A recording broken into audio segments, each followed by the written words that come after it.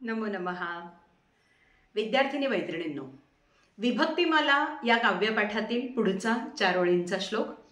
4 ओळींचा श्लोक परीक्षेच्या दृष्टीनं श्लोकपूर्तीसाठी महत्त्वाचा आणि श्लोकावरील कृती यासाठीही महत्त्वाचा.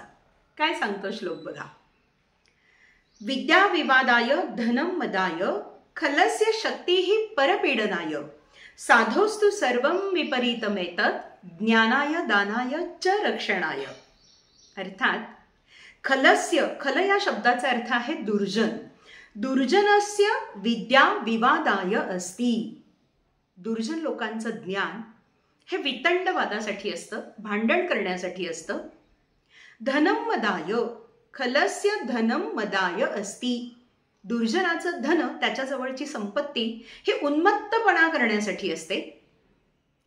शक्ती ही परपीडनाय, आणि त्याच्याजवळचं जे शक्ती आहे, शारीरिक प्राबल्य असेल, ते दुसऱ्यांना त्रास देण्यासाठी असतं. साधो होतु सर्वं विपरीतमेतत्. सज्जन वृत्तीचे लोक मात्र या दुर्जनांच्या अगदी उलट असतात.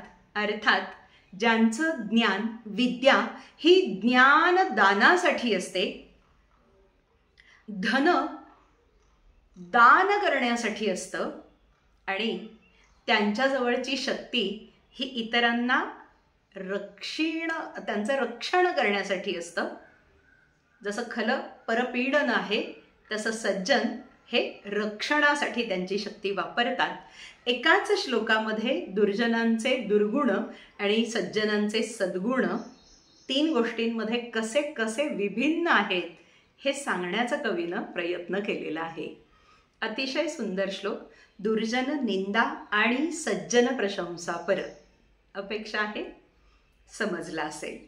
परीक्षेसाठी अत्यंत महत्त्वपूर्ण श्लोक आणि एका खूप वेगळ्या रिदम मधला, फार सुंदर. एकदा रिदम बघू आणि थांबू. विद्या विवादाय धनम मदाय खलस्य शक्तिः परपीडनाय साधोस्तु सर्वं विपरीतमेतत् ज्ञानाय दानाय च रक्षणाय. शुभं भवतु.